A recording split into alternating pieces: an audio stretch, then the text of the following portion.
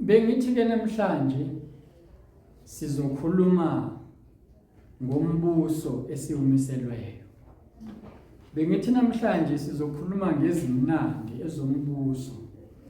Kodwa ngeshwa hayi ungathi ngike sikwazi ukukhuluma ngakho namhlanje.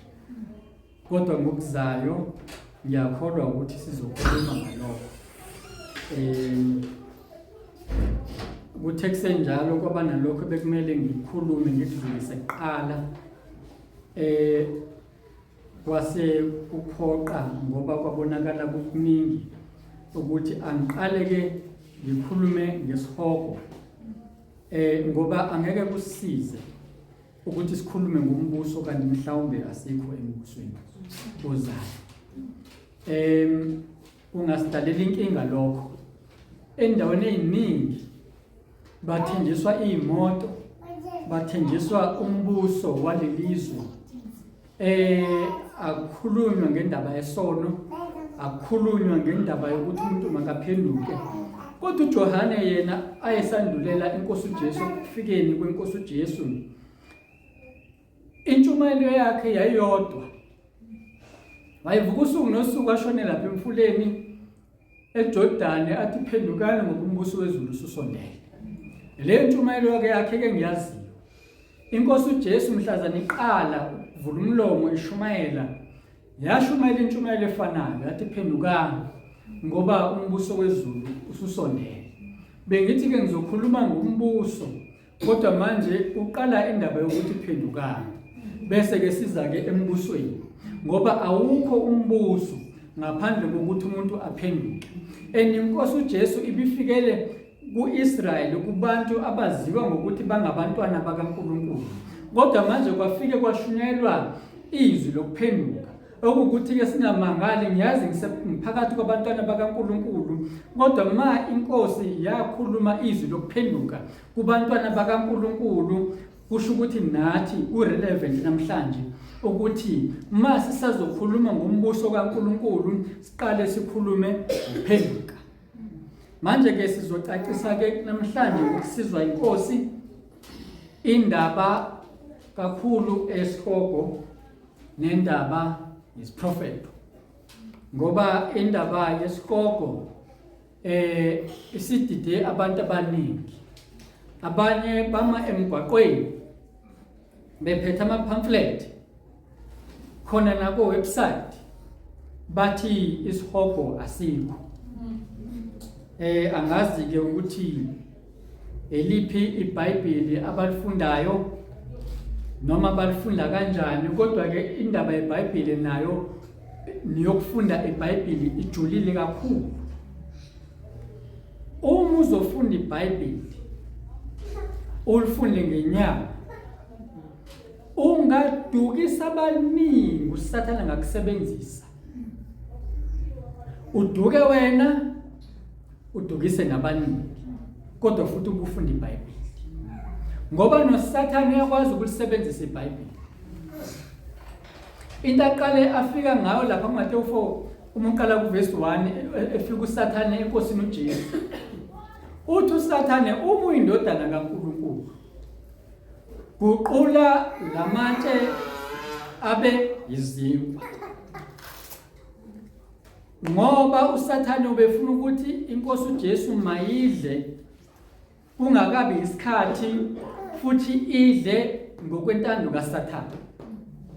Uyabona le nkulumo izwakala imsuku. Izwakala ingenankinga. Inkosi uJesu ke yaphendula.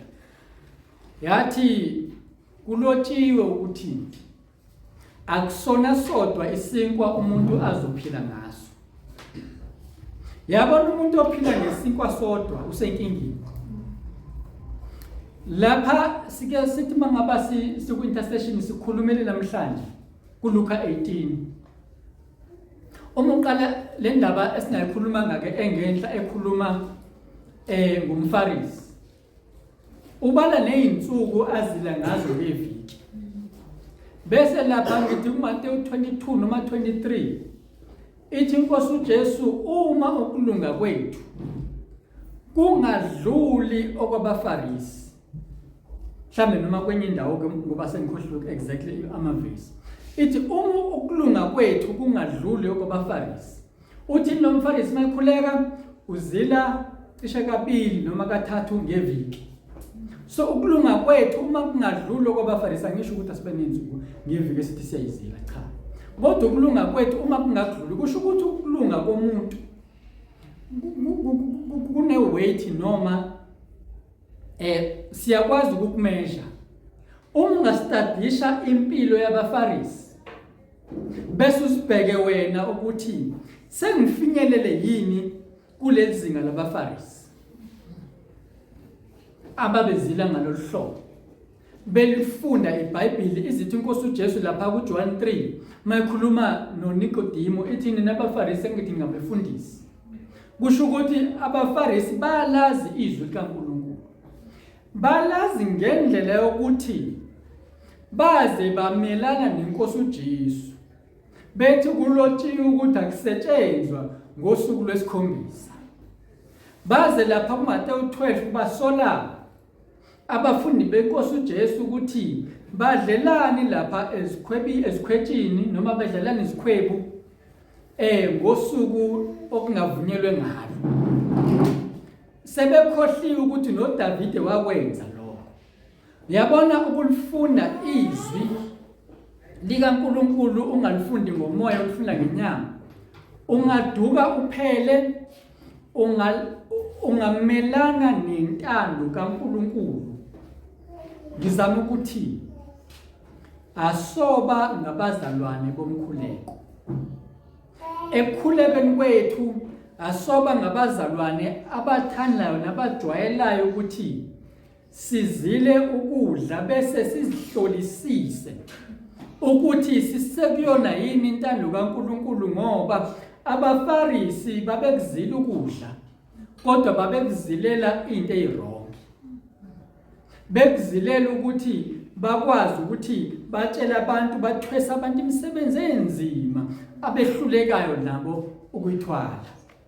So babelifunda iBhayibheli belifunda ngoba nakho bengabefundisi ukuze bakwazi ukuthi bashumayele into ezozwakala irrelevant, into ezozwakala isezwini kodwa belifunda bengenayo umoya.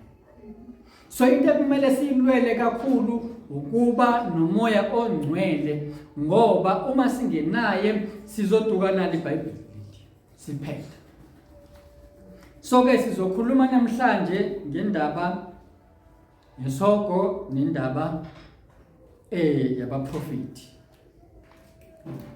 Ngazi ke noma sizoqeda yini bengithi ngizodlula la kafushane kodwa kuyacaca ukuthi indaba endile. Ake sibheke ke lapha uMateyu 25. Siqale lapha kuverse 41 kuya kuverse 46. Ngixolele ke ngiphethe iBhayibheli engalijwayele. Mhlawumbe ngizocela nje ukuthi ngizofunda ngesizulu bese ngifunde ngesingisi. Matthew 25 siqale kuverse number 41.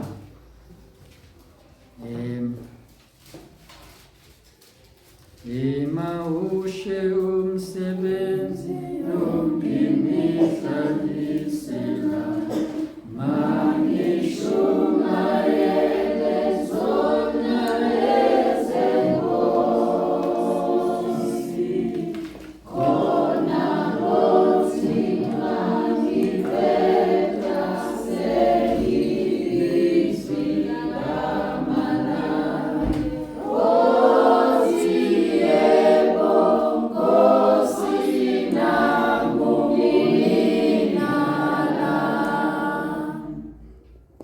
ngesizulu bekuthiwa khona iyakuthi kwabanga kwesokhohlo dedani kimi nina baqalekisiweyo niye emlilweni ophakade olungiselwe uSathane nezingelosi zakhe ngokuba ngangilambile aningiphanga ukudla ngangomile aningiphuzisanga ngangingumfokazi aningingenisanga ngihambaze aningibathisanga ngigula ngisetilongweni aningihambanga khona baphendula nabo bathi Nkosi sakubona nini ulambile noma womile noma ungumfokazi noma uhambaze noma ugula noma usetilongweni singakukhonzanga na?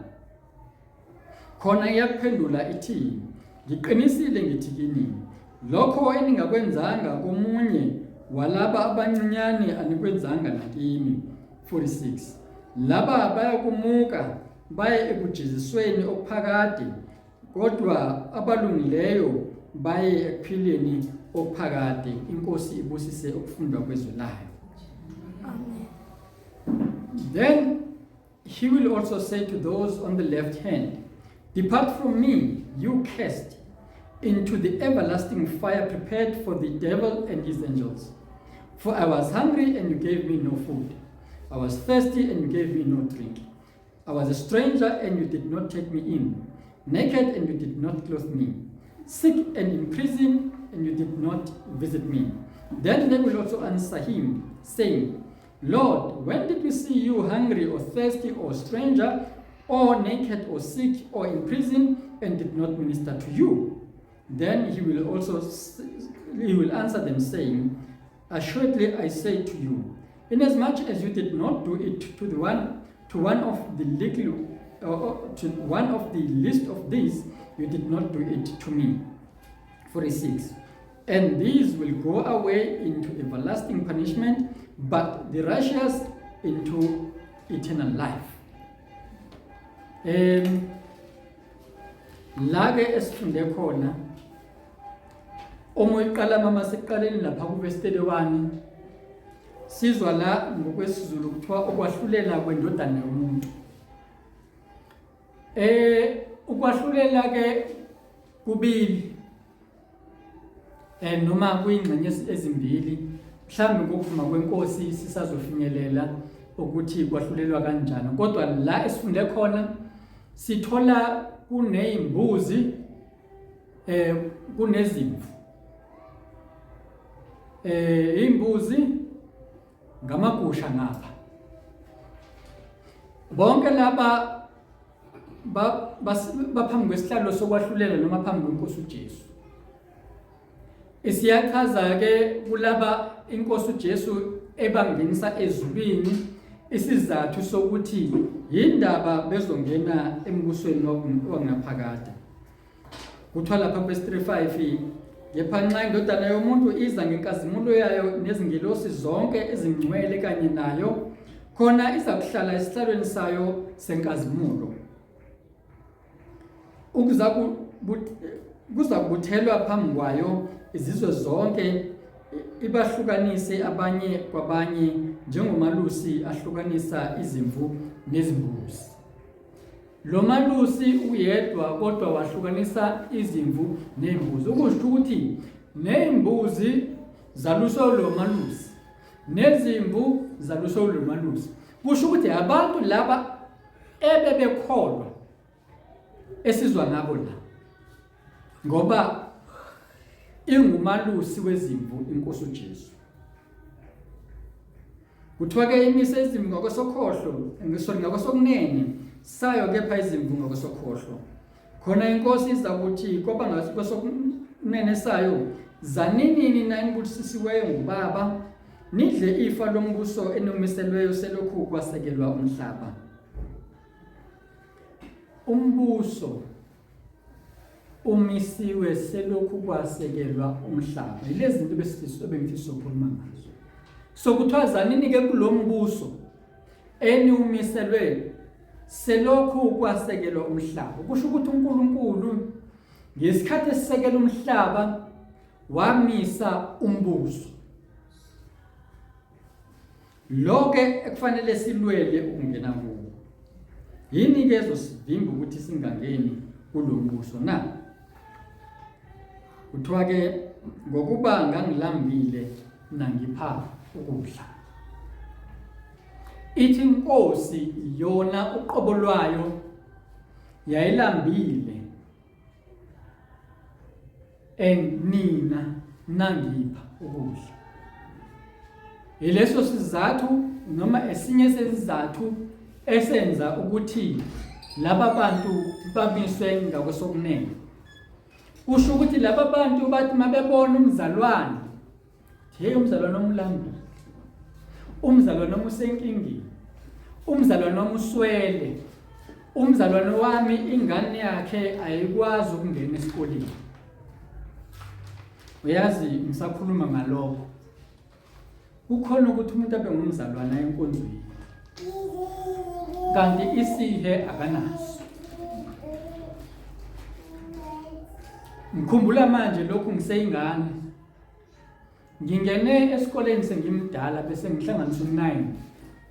Ngahamba kwathunywa omunye ukuthi afika ngibhalise ngoba ngase ngihlakaniphile, libala ukudlala lowo mdala kunami ngihamba ngozibhalisa mina. Ngobani abazali bakho usibanibani, oneminyaka emingaki usibanibani, ukuthi nokuthi kuwukuthi ngaphendula cishe nothisha bamangala ukuthi le ngane ezosibhalisa yona iy'ngane zibhaliswa abazali. Ngase ngiyinhlekisa-ke komakhelwane, abanye babo njengoba ngakhula ngikhonza, sasikhonza na babuze kimi ukuthi uzongena nini esikoleni. Mina-ke ekhaya ngangitshela ukuthi ngizongena unyaka ozayo, ukuthi unyaka ozayo nini angikwazi. Kodwa into engayiphawula omunye, uma ngikhumbula kahle kwakuwumunye sasiyokhonza nabo, wangibuza ukuthi uzongena nini esikoleni, ngathi unyaka ozayo. Kwathi tukuduka ngazi noma ngakusasa noma ey'nsukwini ezimbalwa ezedlule ungibuza umbuzo ofanayo, ngathi ngonyaka ozayo. Ngambona ukuthi lento indlela engimbuka ngayo kunenhlekisa phakathi la. Ngingani? Manje sengikhulile sekuyabuya lokhu, no. Kungenzeka ukuthi wangibuza kube unyaka olandelayo. Ngonyaka odlule ngathi unyaka ozayo. Ngonyaka ofikile ke lo kade ngisho ngathi mina unyaka ozayo. Ngobani ngitshelwe lokho? Kunoma yena ngoba uyazi ukuthi angiyi nje esikoleni inkinga imali. Kunoma azongisiza ngiyinhlekisa kuyena, kufanele azongihleka ajabule kulelizwe ngami. Hayi-ke anginamagqubu ngalokho. Engizama ukukucacisa ukuthi uma ubona umzalwane wakho eswele noma ehlupheke ngayiphi na indlela, wenzani? Ucelile akacelanga, esikuzwayo la ithi inkosi uJesu ngangilambile nangiphukudla. Usumbonile elambile, wenzeni ngokumbona kwakho elambile umzalwane wakho? Noma ke akuseziyena kumzalwane, kodwa uthe uma umbona ulambile wenzani?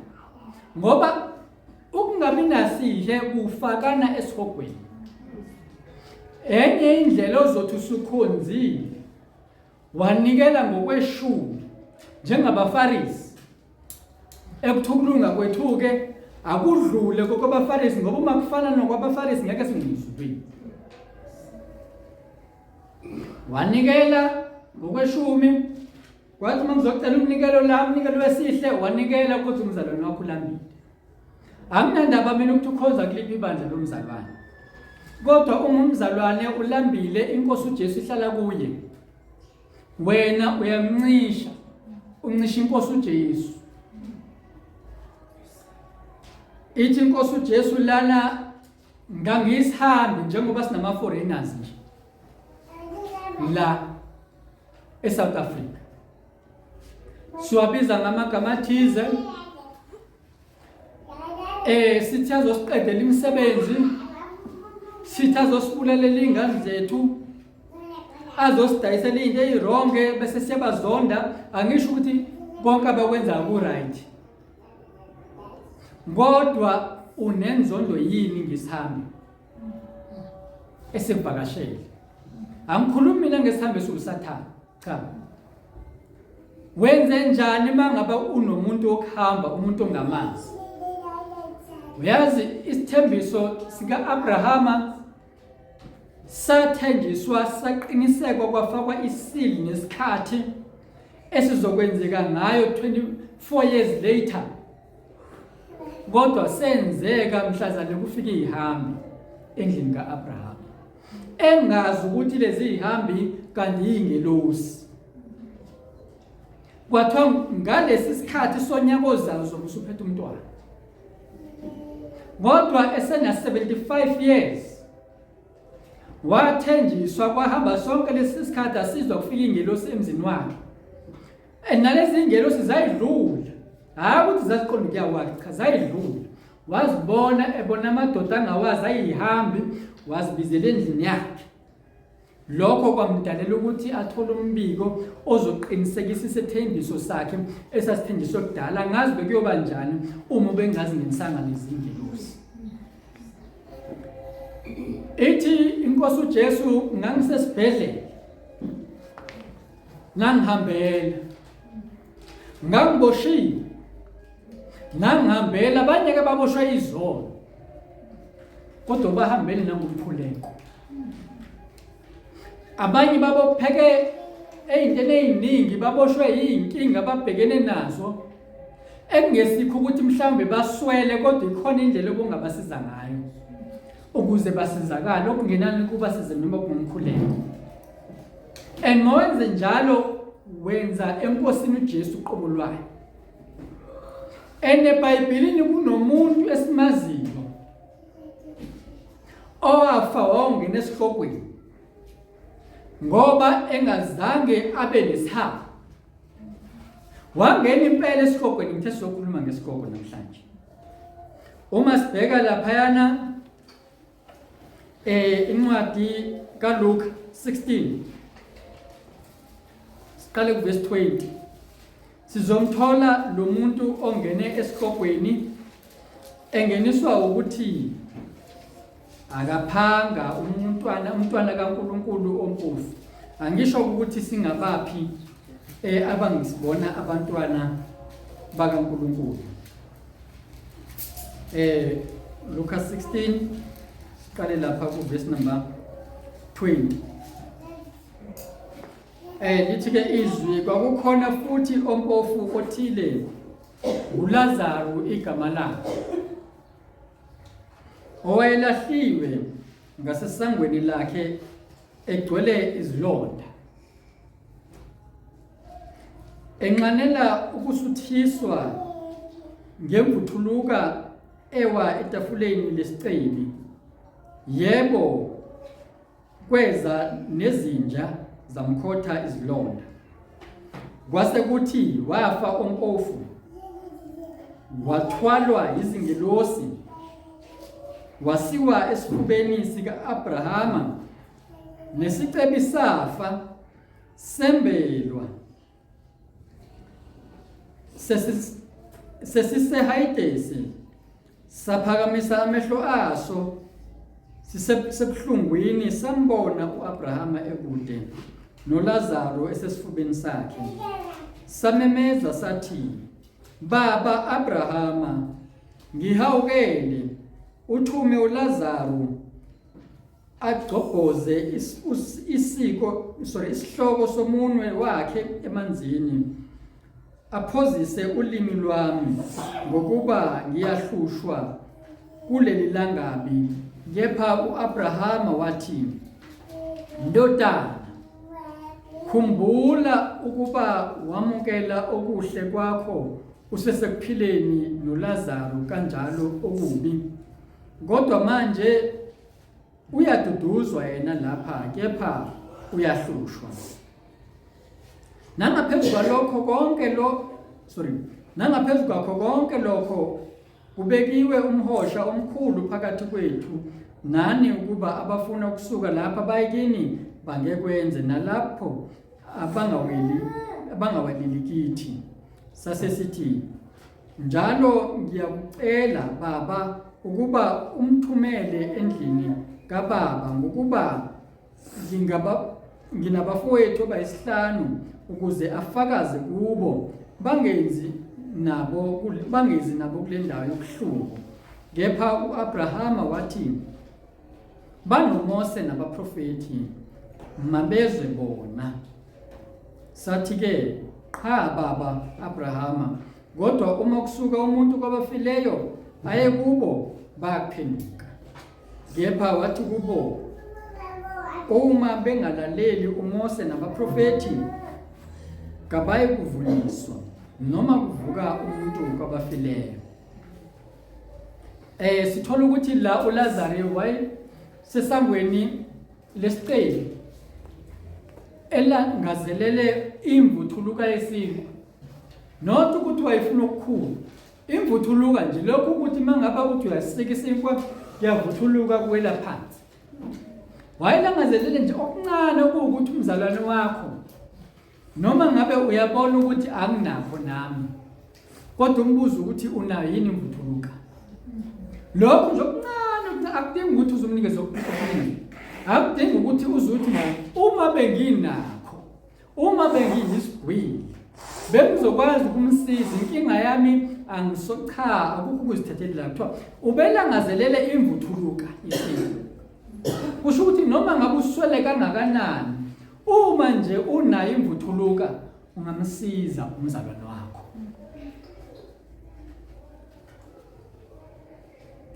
ayike laba bantu bobabili bafa sizwa ke ukuthi mayefa uLazarus siqala sizwe ukuthi uyafa bese uthathwa izingelosi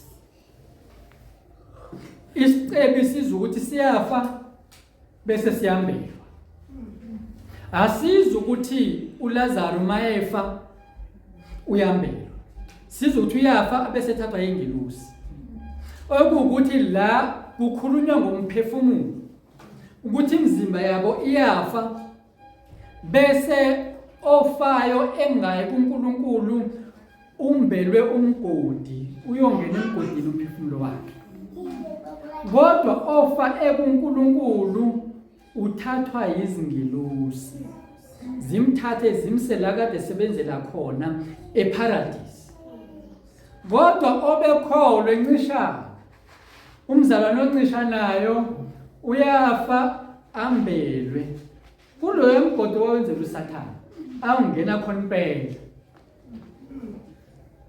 ngoba sizwile lapha kuMateyu 25 ukuthi lo mgodi wenzelwe uSathane nengelosi zakhe alisho ke iBhayibheli ukuthi njengamanje uSathane ukuloya mgodi alisho iBhayibheli ukuthi ingelosi zikaSathane zikuloya mgodi kodwa sizwe ubani isicebi sesingenile lapha emgodini kwazi kokubhala kwacacisa ukuthi sisehayidesi isicebi and siyasho ukuthi siyahlushwa lapha esikhona siyasha okusivezela ukuthi umuntu ofayo engekho enkosini uJesu noma ngabe uyakhonza noma akakhonzi maefa uyosha esihlokweni ngisho mina efa manje mina ngoba ukwahlulelwa yebo kukhona lokho kuzayo kodwa ukwahlulelwa kahle kahle kuqale umuntu engakasenzi isono kwahlulelwa kokuqala lokho ngoba lapha kuGenesis 2 uthi uNkulunkulu ngenxa yesikhathi ngisazofunda uthi uNkulunkulu Adam ungadla kuyona yonke imithi ekhona ensimini enomuthi wokuphila okhona phakathi nendawo ensimini wathi kodwa ungadli emthini wokwazi ukuhle nokubi ngoba mhlazane udla kuwona uzofa nokufa ngamanye amazwi ngosuku ngesilungu kuthiwa the day you eat of it you shall surely die ngalolo suku ozodla ngalo uyakufa nokufa you shall surely die iqiniso lelo kusho ukuthi lokho kugodwa kusitshela ukuthi ukwahlulela lokho wahlulelwe ukuthi umuntu uphambene nezwi likaNkulunkulu kuyini ukukholwa kanti ukukholwa ukwamukela iqiniso bese iqiniso oligcine kuwe ulenze ukukholwa kungokwenza izwi likaNkulunkulu ligcine kuwe ukungakholwa ukwenza nokuqamba amanga ukwenza nokuqamba amanga ukungakholwa lokho. uSathane kufikile kuEva waqamba amanga wathi no ngake nife mangaba nidla kulo muthi. Phela into ezokwenzeka novele nihlakaniphe nje no clever nifane noNkulunkulu. Kubani ongafuna ukuba uclever? Yabona abantu basezweni laba bengakholwa nje ngoba bezibona beoclever. Yikho inkosi uJesu izithi ibonga ukuthi ikwambulile kulaba abayizibuya. Ngoba laba lingembulwanga kubona iqiniso alembuleki nje ngoba inkinga yabo baoclever. Bahlakaniphile. Ntwana kaNkulunkulu uvuma ukuba yisiwula. Nembala ke befuna ukuba oclever njengoba abaningi nje abantu befuna ukuba oclever nasemzini yabo. Hayi mina ngiyindoda. Zokwenza into engiyithandayo la ekhaya. Noma ngenza noma yini unkosikazi. Angithi imini inhloko la ekhaya. Funa ukuba oclever. No mama, hayi. Ungijwayela kabi lo. Ikanti uzongiphatha iwrong lento ayenzayo nalokhu. Akubala. Ingobani? Ngibocela. Nabangani bakhe futhi uyamvumela lo. Lelo dakhe idlala ngawo. Kufanele ikwenzele ukuthi nokuthi ayikwenzi lokho. Akuthengele ibali. Hayi, yabona lelo dakhe. Iwrong. Nawo bona ukuthi kanti sekukhuluma inyoka. Ubone na yazi ngempela indlela ngiphethe kabi ngayo lo baba lona kufanele ngizame ukumkhombisa. Fanele ngithi ukumqondisa kancane ngendlela engizomqondisa ngayo. Ke ngimfake kuline ngoba akekho kuline. Akazi ukuthi wesifazane uphathwa kanjani, ngizomfundisa mina ukuthi wesifazane uphathwa kanjani. Ngizomfundisa mina ukuthi owesifazane kufanele ayithobele kanjani indoda. No, uzofundiswa yizwi. Ayiwe. Akudedele uNkulunkulu wenza umsebenzi wakhe. Uyeke ukugijimisa ukwenza umsebenzi kaNkulunkulu wena. Ngoba lo muntu udalwe uNkulunkulu. Hayike sebefuna ukuzoba uclever ke kanti uNkulunkulu uyababamba uclever eqinini babo. Ayababamba. Badla okuthi benze ngokudla kwabo bebesenza amanga. Enlamanga iwona abadalele ukufa. Ngamanye amazwi ngalolo suku abadla ngalo base befile. Indaba ngithi base befile na ngoba lithi iBhayibheli 1 ngosuku eniyakudla ngalo lapho nizofa nokufa. Number 2 ngesikhathi uNkulunkulu edala umuntu mayeqeda ukumdala embumba waba umhlabathi. Bese lithi iBhayibheli uNkulunkulu waphefumulela umuntu umphefumulo wokuphila noma umoya wokuphila. uNkulunkulu waphefumula kumuntu ephefumula umoya wani wokuphila. Kwasekwenzakalani kumuntu? Waguquka umuntu waba ngumphefumulo ophilayo ngoba kuphefumulwe umoya wokuphila. Inkosi uJesu ingulizwi lela balahlile izwi okuwukuthi bakhiphe kubo ukuphila kwasekusala ukufa. Bafa ngalolo suku. Yikho ke umuntu ohamba esonweni ufile nje kwaphela. Iqiniso yileyo. Laba abathi bake babonisa isihloko ngiyakholwa ukuthi baqinisile mabethi babone abantu abaphilayo emhlabeni kodwa bababona isihlokweni.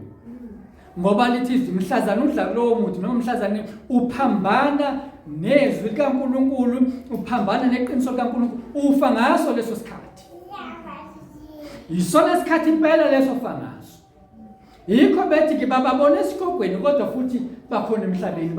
Ngokwasemhlabeni babonakala bephila kodwa kwelikamoya ngokwemphefumulo wabo umphefumulo ufile. Umzimba nje osaphilayo kodwa umphefumulo wona ufile ngoba ngele waphefumulela umoya wokuphila uNkulunkulu kumuntu, umuntu wayeseba ngumphefumulo ophilayo. Kusho ukuthi mayesesenza isono uba ngumphefumulo onjani ofile. Wafa kanjalo ke umuntu. Uma ufuna ukuba ngumphefumulo ophilayo, hlala ezwini likaNkulunkulu. Uzondle ngezwi likaNkulunkulu ngoba akusona sodwa isinkwa esimphilisa umuntu, kodwa umuntu uphila nangawo onke amazwi aphuma emlonyeni kaNkulunkulu. Yaphawula lo onke umdwebele okuwukuthi mawuphila ngamanye amazwi kaNkulunkulu aphuma emlonyeni kaNkulunkulu, amanye uwayeke, akusikho ukuphila lokho, kufa lokho. Kuyokudalela ukuthi umphefumulo ufe, ngoba kusho ukuthi kahle kahle kukhona umphefumulo ophilayo nomphefumulo ofile. Sikhuluma ngomphefumulo, asikhulumi ngenyama. Inyama siyayibona iyaphila, kodwa umbuzo ukuthi umphefumulo wakho uyaphila yini? Ngoba umuntu unomzimba ngamoya nomzimba lo esiphila kuwona.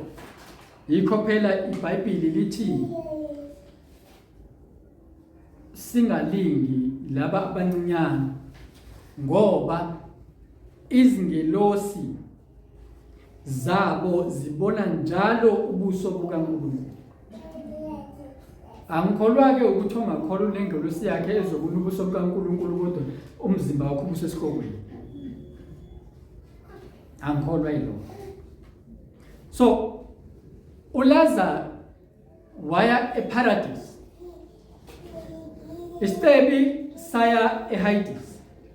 Lezi zinto zombili, lezi ndawo zombili zikhona ngoba ngesikhathi inkosi uJesu ibethelwe lapha esiphambanweni, esinye iselelesi sithi hawu usindisa wena, angithi usindisa abantu, usindisa wena kanye nathi, usehlise la. Yazi ke manje ngiyalingeka ngoba ngizokhuluma ngombuso. Kuhlale kufike kodwa ngingenisele indaba, kodwa ke ake ngizame ukuzibamba. Sithi ke lesesinye, hawu nawo umesaba uNkulunkulu. Amani thina sila ngenxa yokuthi sonile, kodwa lo akezangone. Alikho icala elimbekela. Uyazi icala lalibeka inkosi uJesu lapha esiphambanweni, yileli lakho naleli lami. Waba yisoni, wabalwa kanye nezelelesi lapha abathathu. Ngobani? Mina nawe sonile. Yathi inkosi sase sithi selelesi ke, Nkosi uze ungikhumbule kuphi? Embusweni wakho. Bengithi uzokhuluma ngombuso. Ngiyasicacela la ukuthi kunombuso wala emhlabeni nombuso omphefumulo, umbuso ozayo. Yathi inkosi uJesu, namhlanje njengoba usukhulume kanje wena, ngoba uma uvuma ngomlomo uyasindiswa. Ngiyakuba nawe noma uyakuba nami eParadise. Njengoba nje lo mzimba ufa, kune destination umphefumulo yakho. One of the two places umzimba mangabufa, either paradise noma Hades. Zimbili nje. Uma umuntu efa, ngakhuluma mina ngokubuya kwenkosi, ngikhuluma ngokufa. Umzimba ufa two ways, not three, two. Hades noma iParadise. Leselelese sivume inkosi uJesu ukuthi nombuso ozayo angasa sibambe kanjani imfihlakalo. Ngoba bakhona abantu abonayo kodwa babebelazi iqiniso. Ubusisibeke lowo muntu egcineni ozovuma. Savuma iselelesi saba nenkosi uJesu eParadise. Leli Paradise esizwa ngalo ukuthi uAbrahama noLazarus bebekulona. Kodwa lo nomona nomhobholo baze bathi ngesizulu sisho noma isaga sokhona bathi ubopha inja nogodo unomona ake yena wazithola eseHades. Ngithena ke ukwahlulela kukhona lokhu okwenzeka ukwahlulela kungakaqali okokuthi uNkulunkulu washeshe washo the day you eat of that forbidden fruit you shall surely die. Ukufa komuntu kuqala uma ephambana nezwi likaNkulunkulu. Ukuphila komuntu uqala ngokuthi amkele iNkosi uJesu, uma senethuba avume izono zakhe, ngoba uJohane lapha kulokhuza umbhabhatizo kuMateyu 3 uthi kubaFarisi inzalo ezinyoka ngibani ontshela ukuthi nibalekele intukuthelo ezayo yomphefumulo yokuthukuthe enzeka kumuntu. Wathi into kumele niyenze yodwa, vezani qala ithelo zokuphenduka andikuba nizongena la emanzini, ngoba babengazivumanga izona. So uyavuma inkosi, uma unethuba lokuvuma izono uyazivuma. Musuzivumile uhambe ngomncwele, ngoba hlazana uphambana nezwi likaNkulunkulu you shall surely die. But inkosi uJesu yasinikeza ithuba lokugrivesa lokho kufa okwasekudeclarewe kumuntu, elithi iBhayibheli lapha kuJohn 3 verse 16 uNkulunkulu walithanda izwe waze wanikela ngendodana yakhe yodwa ukuba yilo nalo okholwa yiyo angabhubhi kodwa kwakuthweni umudla kulo muthi uyobhubha. Kodwa manje izonikela inkosi uJesu ukuthi umuntu okholwa yiyo benjani angabhubhi. Nanzo-ke indlela yokuthi thina sibalekele ukubhubha. So ngamanye amazwi isikoko bazalwane sikhona, siyaphila. Umuntu ongahambi ngokwezwi likaNkulunkulu uya esikogweni as soon as ever.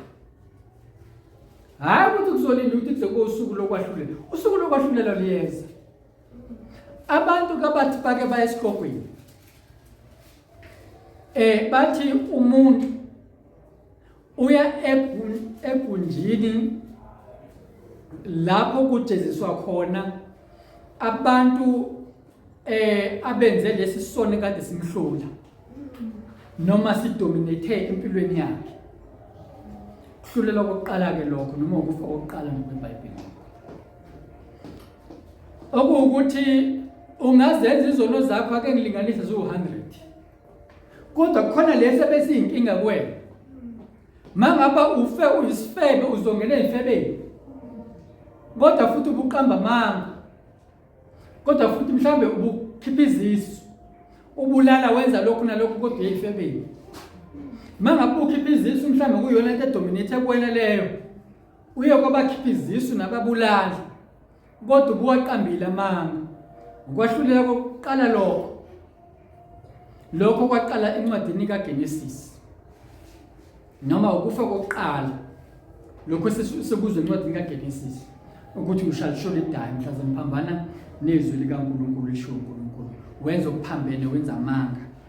Laphana ke ngokaJohn 3 siqala lapho verse 18 kuthiwa okholwayo yiyo kahlulele, ngoba itheni inkosi uJesu yilo nalo okholwa yiyo angabhubhi kodwa abe nokuphila okungaphakade. Kuthiwa ke lana ke ngokuba okholwa yiyo kahlulele. Ngamanye amazwi ukwahlulela, amanye kamahumusho esiNgisi mayikhuluma ngokwahlulelwa akuveza kube i-condemnation. Wathi mhlambe ke ngibheke la esilungwini ngibona ukuthi lithini khona. John 3 verse 18.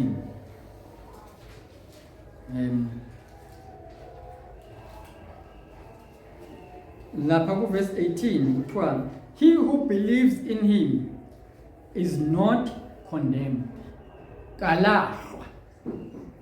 Ngoba lo hambele emgodini noma faka umgodi ohambele ukuthi walahlwa emgodini. Angithi sinemgodi ezimbi, walahlwa. Kodwa okholwa inkosi uJesu njani? Kalahlwa, kahlulelwa lo muntu. Kodwa futhi siyazi ukuthi sisazozilanda ngemisebenzi yethu, noma mihle noma mibi. Siyazi futhi ukuthi sisazokwamkeliswa imqhele, awukuthi omunye angathi ukwahlulelwa, kodwa ngokwaleli iBhayibheli lesingisi makukhulunywa ngalo kwahlulela kokuqala kukhulunywa ngokulahlwa. Liphinde lithi leli iBhayibheli lesilungu noma kasiqale la lesizulu lithi ningahlulelwa lapha kuMateyu 7 ngithi uverse 1, ningahluleli khona ningayikwahlulela. Kodwa lesilungu lithi ake ngilibheke ngesilungu la, ngibona ukuthi libhalwe lona kwathiwa condemned noma judge. Kuthiwa okay ujudge ke la lesilungu kuthiwa judge not that you may not be judged, for with what judgment you judge you will be judged, and with the measure you use it will be measured back to you. Asisazoqhubeka futhi ke la ukukhulunywa ngokwahlulela.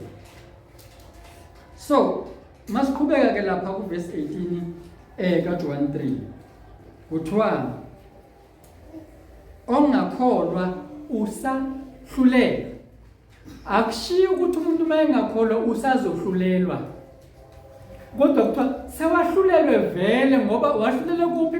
Lapha ku Genesis 2 yila ahlulelwe khona lo muntu, ngoba engakholwa. Ngoba awukwazi ukuthi ungakholwa bese uphile eqinisweni wenza iqiniso. Umuntu akaphili ngesinkwa sodwa, kodwa nangawo wonke amazwi aphuma emlonyeni kaNkulunkulu. Umuntu ongakholwa wathatha amazwi aphuma emlonyeni kaNkulunkulu. Lokhu engakholwa egameni lendodana ezelwe yodwa kaNkulunkulu. Ukwahlulelwa kuyilokhu ukuba ukukhanya kufikile ezweni, kepha abantu bathanda ubumnyama kunokukhanya, ngokuba imisebenzi yabo imibi. Imisebenzi yabantu imibi, base abantu bathande ubumnyama.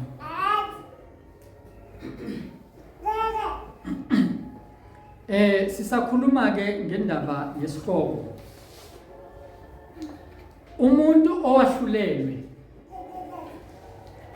owenza kabi, uthi ekulomhlaba umzimba wakhe ukhona, kodwa umphefumulo wakhe kwelika moya usesifubeni. Masibheka lapha eMafuko 55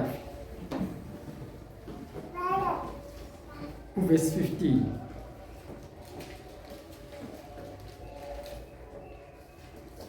Namhlanje ke sizofunda nje iBhayibheli nginganijahi, sikwazi ukuthi sonke sivule sifunde.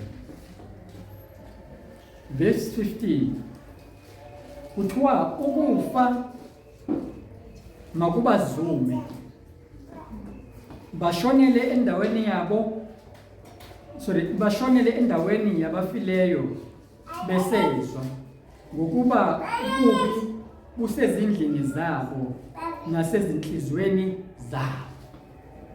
Ububi busezindlini zabo. Indlu yakho mntwana kaNkulunkulu enjani? Igcwele ububi, igcwele izinto zikaSathane. Inhliziyo yakho yona injani? Kwake umuntu onjalo akazunywe ukufa, ashonele endaweni yabafileyo. Kunendawo umuntu makufa lo mzimba ubhubha aya kuyona. Makunendawo yabafileyo kusho ukuthi khona nendawo yabaphilayo. Sikhulumile ukuthi indawo yabafileyo isihloko. Ngizama ukucacisa la ukuthi isihloko sikhona, siyaphila. Umuntu makufa umzimba wakhe engaphendukile ukuthi abe nokuphila okunaphakade, uya esihlokweni.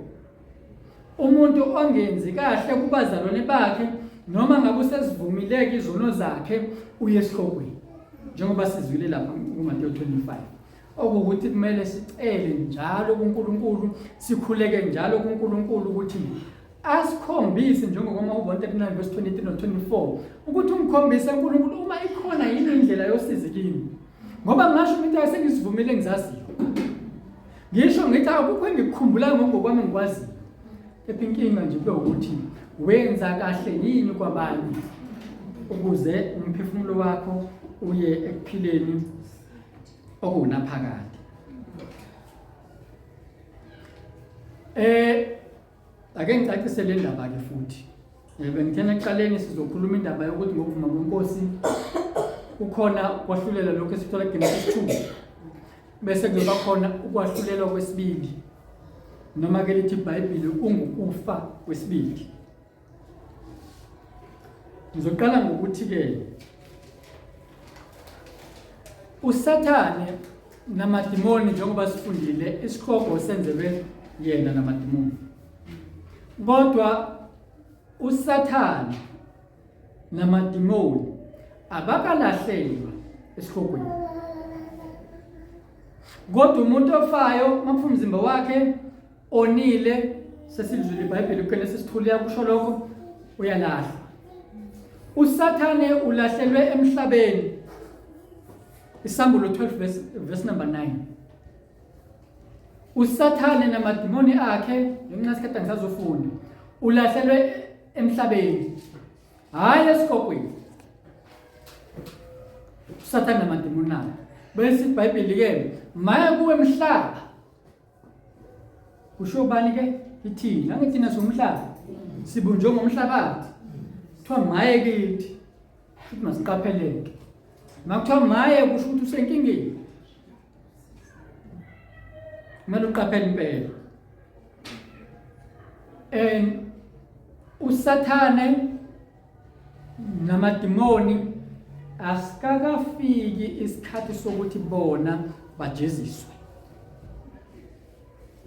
Wena mangabe wenza isono ungasufle manje ungena straight ekujezisweni, kodwa amadimoni asikakafiki isikhathi sokuthi makajeziswe. Yikho laba abathi bake baya esikhokweni bathi babone amadimoni ejezisa abantu. Amadimoni asemlilweni kodwa kuzwakala sengathi wona akashi kodwa ajezisa abantu abasesikhokweni. Ngithatha lokho. Mhlawumbe sikufundeke lokho lapha kuMateyu 8 verse 29.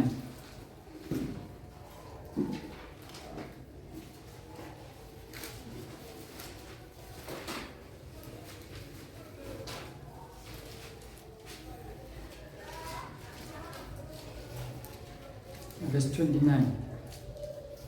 Noma siqala ku 28 ukuze sizwe kahle indaba.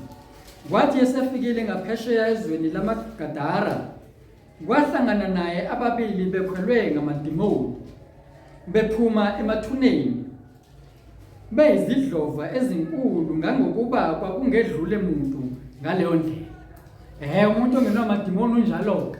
Nezigebengu lezi ezikhona emhlabeni esiphila kuwona ekungedluli umuntu yokwaziwa nje eyosibana neziqhwaga. Abantu abakholwa ngamadimoni labo ekungedluli umuntu. Abanye bakholwa ngamadimoni kangangokuba akudlula isikhethi.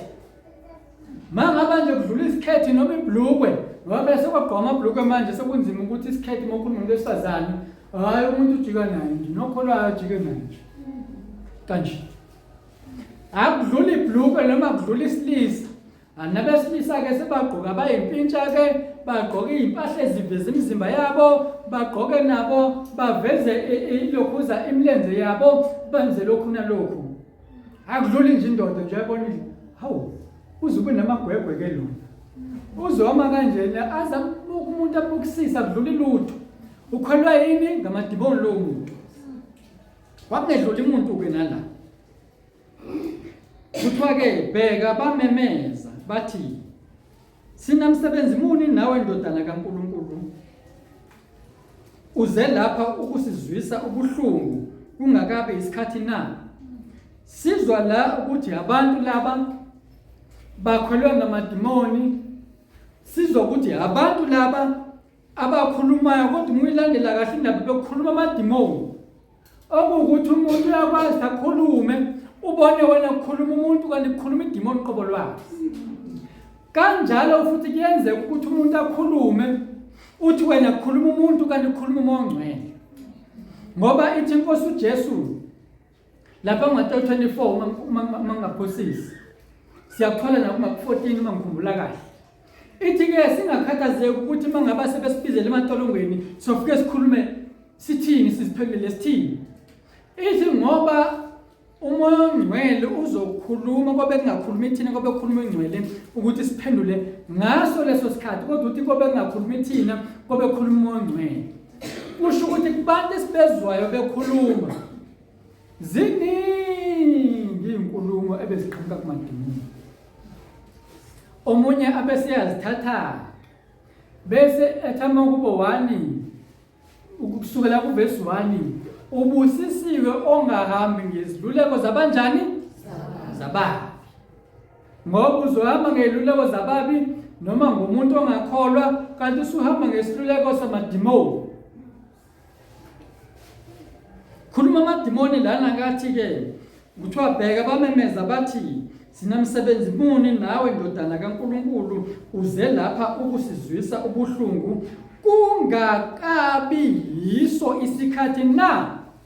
Yikho ngithi amadimoni asikakafiki isikhathi sokuthatha Jesu ngoba athi mayixoshwe ezulwini alethwe emhlabeni. Umhlaba akusiyona indawo yokujezisa. Umhlaba indawo ukuthi abantu baphile kuwo babuse phezulu kwelwani babuse akusiyona indawo yokujeziswa leyo. Yikho ke ngithi mina ngiyakholwa yilabo bathi babuye esihlokweni bathi amadimoni ebejezisa abantu ngoba la sizwa amadimoni futhi inkosi ayiphikisana nalokho ukuthi akakabi isikhathi sawo amadimoni ukuthi ajeziswe. Kodwa isikhathi somuntu ukuthi ajeziswe yileso sokuthi umphefumulo wakhe ma usuka kulomzimba either uya eHades ekujezisweni noma eparadise. Ake umunenkinga nalokho esengikushilo noma ubona ukuthi ngiyabheda noma ngiqamba amanga ngiyacela nje mzalwane wami uzongilungisa ukuye ngizokhuluma nami ukuthi hayi yabona le nto kade yisho umphetho wodwa lo kade usho ngeke ungiphathe kahle. Cha ngeke ngoba ngizama ukuthi engikhulumayo kube into esezwini ngingazikhulumeli ingqondo yami kodwa ngikhulume lokho okubhalwe la ezweni. Mawuthi-ke wena-ke kimi hayi amadimoni iwona ajeziswayo njengamanje hhayi-ke ngicela uzongikhombisa ivesi. Mawuthi umuntu akakajeziswa manje mangabe kufa umzimba wakhe ngicela uzongikhombisa ivesi. Kodwa la ngafundile mina ngazi ukuthi nje umuntu mayiphuma emzimbeni one of two places, hate or paradise, one of two. Kodwa makubuya inkosi izolanda ibandla ngokunyeke lokho. Engikwaziyo ukuthi iBhayibheli malikhuluma ngomuntu ofayo efele enkosini lithi akafile lowo muntu kodwa unjani ulele. Ngoba umntwana kaNkulunkulu akafi kodwa uyalala.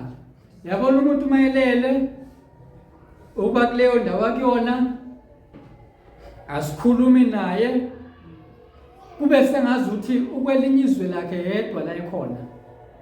Kodwa futhi umuntu mayelele usuke esazovuka. Kodwa ofele ezonwele ngeke aphinde uvuka. Ufile nje ukufa kwangempela.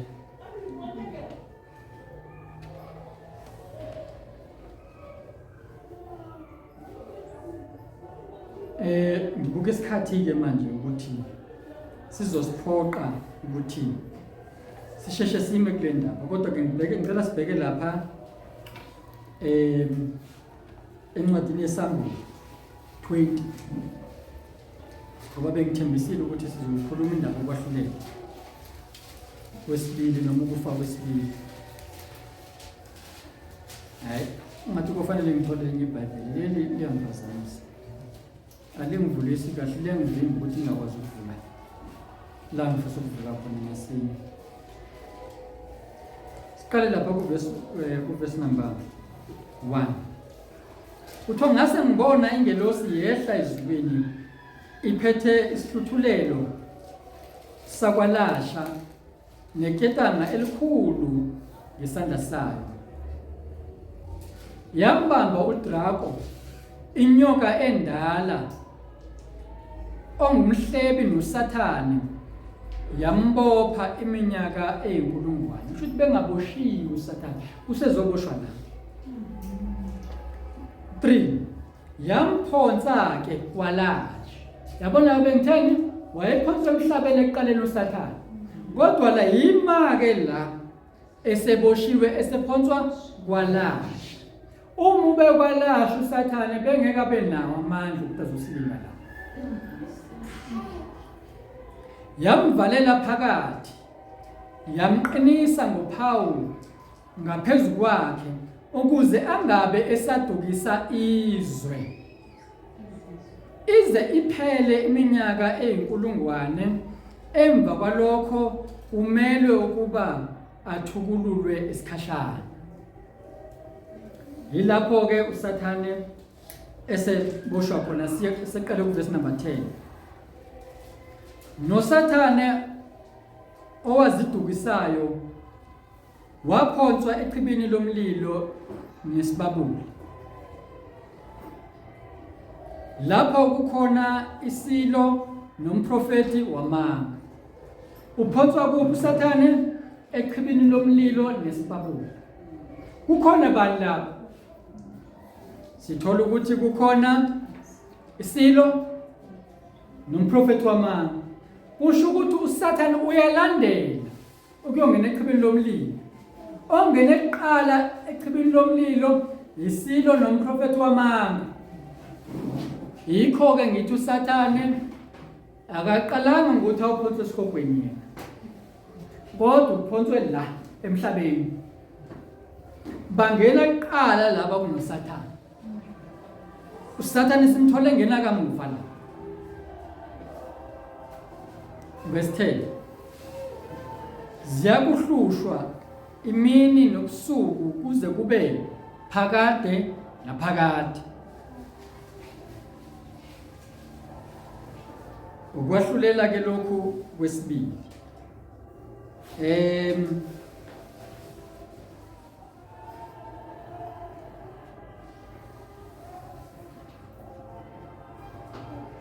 Ngifisa ukuthi ngilokhoze khona le ndawo ngifisa ukuyifunda. Noma ke siqhubeka asiqalele asithi verse 7 lapha ngilokhoze. Isambulo 20.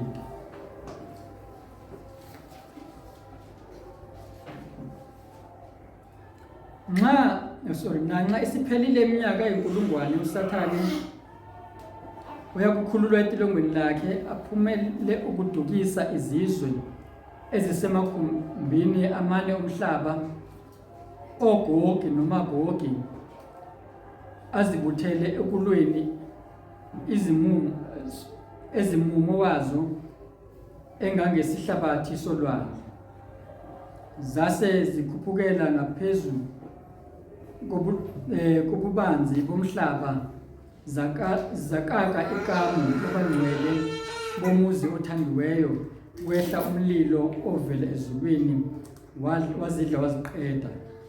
Khona le ndawo kade ngiyifuna ekhuluma ngokwahlulelwa kwesibili ethi kungufa kwesibili. Ngeshwa ke bengiyifunde eBhayibhelini lesilungu ngoba leli angijwayele kahle. Verse 14. Ngiyabonga. Ukufa neHadesi kwaphonswa echibini lomlilo. Lokhu kungukufa kwesibili, ichibi lomlilo. Noma ke lapha 13 ku12. Nolwandle lwakhipha abafileyo ababekulo, nokufa neHadesi. Kwakhipha abafileyo ababekukho, bahlulelwa yilowo nalowo njengokwemisebenzi yakhe. So ukwahlulela sitholile lapha kulokhuza kuGenesis, incwadi yokuqala eBhayibheli. La sisathola futhi encwadini yeSambulo okuwukufa kwesibili noma ukwahlulelwa kwesibili. Verse 15. Uma ekhona ongafunyaniswanga elotshiwe encwadini yokuphila, waphonswa echibini lomlilo. So la ila umuntu esehlulelwa ke ngemisebenzi yakhe ayenzile. Ngikholwa ukuthi ila umuntu mayesehlulelwa ekungasayi ngokuthi nje kuphela lesiphi isono besidominate kuyena, kodwa sekubalwa zonke izono azenzile, bese ke okokuqala nje kubheka ukuthi ukhona incwadi yokuphila. No. Okay, usuyahlulelwa ke manje. Sibani wena wenze ukuthi nanzi yakho indaba. Wena wenza ukuthi nanzi eyakho indaba. Akusayi manje ngiyakholwa ukuthi akusayi ngokwamagumbi, ngoba sizwa la ukuthi umuntu uzokuhlulelwa ngemisebenzi yakhe, hayi ngomsebenzi wakhe. Ngemisebenzi yakhe ke manje sekuzoba lo umsebenzi wenzile. Noma ngabe mhlambe ubuye ngokuthi uyancishana esigogweni, sekuzovuka nalezi ezinye izono ozenzile, bese nazo ke uhlulelwe kangangokuthi wenze ini phambi kaNkulunkulu. Cela sithandaze.